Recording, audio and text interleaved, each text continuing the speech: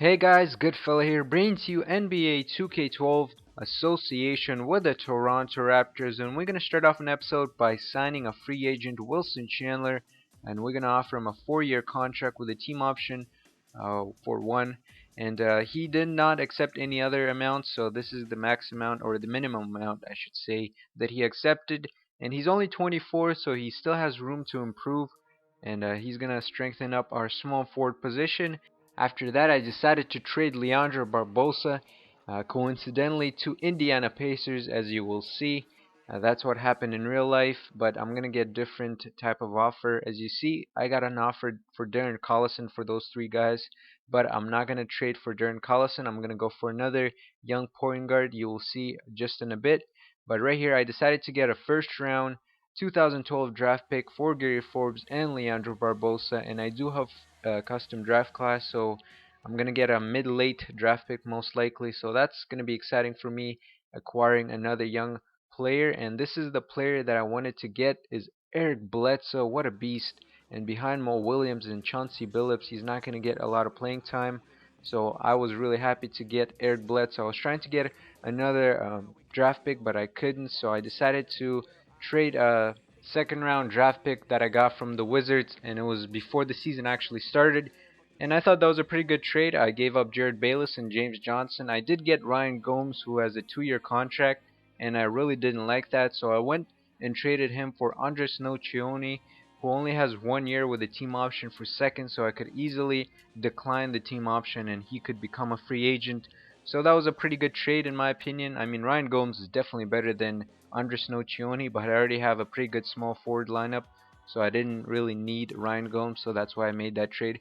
Another trade that I was going to make is Reggie Evans for Brian Cook, and the reason I made this trade is because Reggie Evans is going to get upset for not playing and mess up my chemistry, so that's why I got Brian Cook. I could just stick him in the bench and, or waive him going into the future. But as you could see, we're getting to the game against Cleveland Cavaliers. First away game, second game of the season. And in this episode, I want to talk about NBA trade deadline that happened on March 15th. A lot of crazy trades happened, and give you my opinion of what I think of the trades, who were the losers, the winners, and people that didn't really change much. But hopefully you guys enjoy it. Let's get into it. And I know some of you will be raging at me for my comments, but that's the beauty of the comment section. So if you have an opinion, then leave it in the comment section whether you disagree or agree. I look forward to hearing from you. And the first team that I thought were the losers were Portland Trail Blazers. They traded Gerald Wallace to the Nets for Mehmet Okur, Sean Williams, and a first round draft pick, top 3 protected.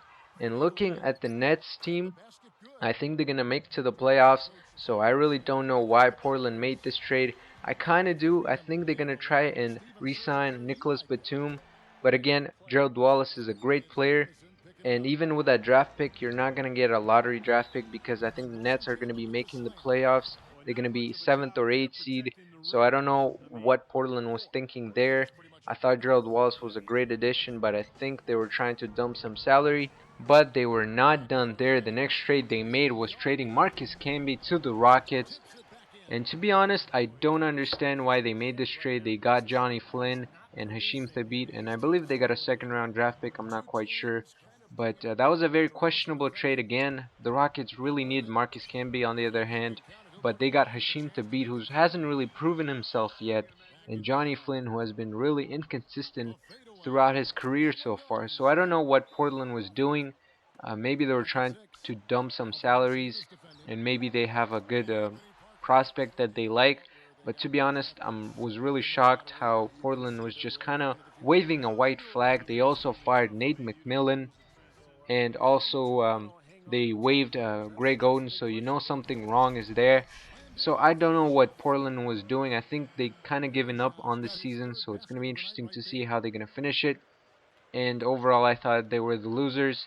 And now that Greg Oden is a free agent, he has a chance to sign with any team he wants. And I think he wants to sign with Miami Heat because during the lockout, he showed his desire to go to Heat and win a championship or compete for a championship there. So it's going to be interesting to see if he's going to able to get back from his injuries and maybe sign with the Heat and play center. I mean, that's going to be a very scary team if he does indeed sign with them. And another team that's waving a white flag right now is Washington Wizards. They traded away Nick Young, JaVale McGee for a first round draft pick from the Clippers, and they got back Nene as well from Denver. I don't know what Wizards GM was thinking. I mean, JaVale McGee and Nick Young, they might have been the problem on the team, but still, you don't just trade those two young players for basically nothing. I mean, Nene doesn't have the best contract. He has one of the worst contracts in the league, in my opinion. And also, you take a look at the draft pick from the Clippers, which is not going to be very high because Clippers most likely going to make the playoffs. Maybe they're going to be like fourth or fifth seed. So you're not going to get amazing draft pick again. And they traded away JaVale McGee, who's not having a best season. Obviously, has a lot of problems on that team. I mean, stat-wise, he's looking good, but in terms of the chemistry, it's not happening. And Nick Young, you could say the same thing with him. So I don't know what's gonna happen with the Wizards. I really don't understand why they traded those two young players. They could have just done a sign and trade when their contract expired. So I don't know. And DeMar DeRozan, I had to talk about this. This was an amazing dunk. I've never seen a dunk like that, and I was really hyped after I did that with DeMar DeRozan. But staying on topic, let's talk about New York Knicks now. I know they didn't make any trades, but considering their situation, I thought even a small trade would have helped, but they didn't do it. And Mike D'Antoni left the team. Mike Woodson is the new head coach, or interim head coach, if you will. And considering Bucks getting Monta Ellis, Gerald Wallace going to the Nets, I don't see Knicks making to the playoffs, and I think a lot of New York fans will be upset. And I also would like to mention two other teams that I thought are losers. However, they were not as bad as the previous teams that I mentioned. And the first team is Ramon Sessions, two Lakers for first round draft pick Jason Capono and Luke Walton. So Cleveland kind of lost there. And also you have aging Boston Celtics who didn't make any trades. I guess they're trying to go for that last shot with their big three and Rajon Rondo. I do see them getting into the playoffs, but beyond that is a big question mark. And that rounds up 5 teams that I thought were the losers. If you have a different opinion, then leave it in the comment section. And now moving on to the winners. And the first team that comes to mind is LA Clippers getting Nick Young from the Wizards, and they only gave up Brian Cook and a late first round draft pick, and they really needed that shooting guard position, so that was a very nice addition for them. And I see them making a run in the playoffs if they continue to play well, and if Chris Paul and Blake Griffin and the other guys step up, definitely Nick Young is a nice addition for them. And they might even resign him because Mo Williams has an expiring contract, I believe. So that was a bonus for them as well. But they weren't the only LA team that improved. Lakers got Ramon Sessions, who, in my opinion, is just another version of Derek Fisher, just a younger one. He could definitely play defense. He's a good defender. He can pass the ball very good and also shoot the ball. So that was a nice addition. And even though Derek Fisher was traded, I don't think they lost much there. Although the leadership is very important and experience, of course. But overall, I think that was an improvement. And also, they got Jordan Hill, who I thought that was underrated trade because their front court was really struggling, specifically the bench front court. And Jordan Hill is a very underrated player in my opinion, so he could definitely spark the bench for the Lakers. And Lakers are looking really good along with the Clippers. And the team on the East, New Jersey Nets, they definitely improved getting Gerald Wallace and trying to make that push.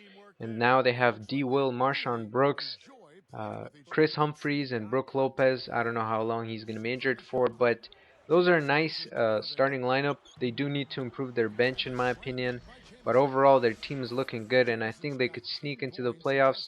Probably going to be eliminated in the first round, but definitely a very positive trade for them with Gerald Wallace, and I really like Gerald Wallace's game.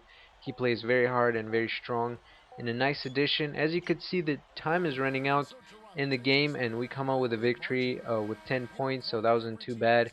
But I will continue talking. Another team that I thought was pretty good at the trade deadline is the Rockets because they got a bunch of draft picks.